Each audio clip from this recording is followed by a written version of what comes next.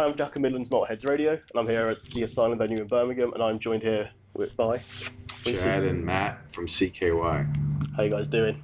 Good. You good? So, how's it feel to be back in the UK? Great. It's been a while, hasn't it? Well, it's not actually been that long. She played Download Festival recently. Yep, we were at Download, and we were with Skindred earlier this year, doing direct support with them and Danko Jones.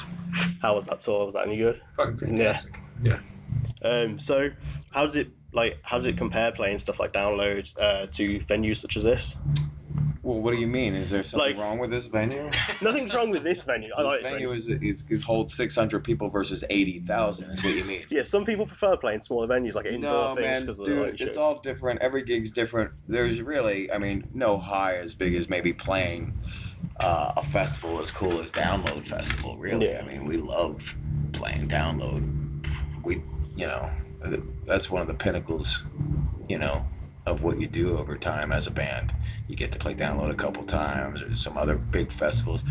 In the achievements of CKY playing shows, I would call Download one of our higher achievements. We've never headlined Download yet. We have played the main stage. Last year we did the second stage, and one of the other major things we've done would be open up for Guns N' Roses on a whole tour. We played a sold out Madison Square Garden in the States, so that's not even close to as big. It's like 3 times the size. Its Download's like 3 times the size of sold out Madison Square Garden, so it's pretty rad to play Download. Yeah, big deal. That's a big thing. So band started back in 1998. How does it compare now, being a band now? How do you sort of try and stay relevant, for example? Do you find it harder or any easier? It's hard to stay relevant. Yeah. Well, we're just gonna keep breathing air, making music, and playing gigs. Relevance to whom, when, and why. We're relevant to ourselves. I wake up and look in the mirror, and I'm as relevant as I've ever been. So, fair enough. So, Phoenix was the last record you guys did. How was that recording? It's a 3-piece. No. Well, it was awesome because we did that one at Rancho de la Luna, which we read about on Google. Actually. Yeah.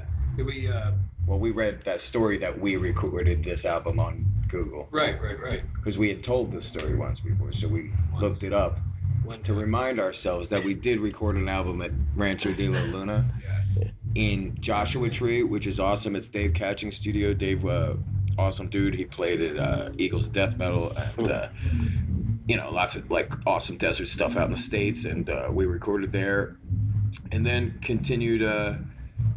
We mixed a little bit in Philadelphia, and that was awesome. The new CKY EP we did right at home on the same property that Viva La Bam and everything's filmed at. We have a rehearsal room. We rehearse in a place called the Hobbit Hole, which used to be the place that all the sets for Viva La Bam were made, and stuff like that. But we turned it into a studio, and we recorded the last EP there.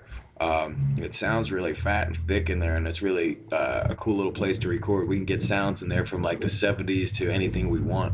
It's rare. And it was completely unexpected. It was in disrepair. It was just a big, dirty storage house piece of shit, and we went in and cleaned it over the course of a couple of days. Yeah, we cleaned up all the ink and paint. They were printing Fuckface Unstoppable t-shirts in there right before we had moved in, so that had dissolved. Yeah, it was a complete mindfuck for us to throw up microphones, record something, and have it sound good. Because the microphones actually had throw up on them. Yeah. Did they actually? From Fuckface Unstoppable. So yeah. Wow. We threw up the throw up microphones and then threw out the throw up microphones, and then we got new ones, and we've been rehearsing and recording EPs in there. So speaking of EPs, you released one on Record Day. So what was the inspiration sort of behind those 4 tracks on there? There's 4 tracks on the new CKY EP entitled Too Precious to Kill. And the 4 tracks on there are 3 originals and 1 cover song. A cover song by a man named G.G. Allen, who is a deceased punk rocker. He died in 1993, but he used to do awful things you can do your research. There's a cool documentary called Hated you could check out, made by a guy named Todd Phillips. There's a lot of information on that.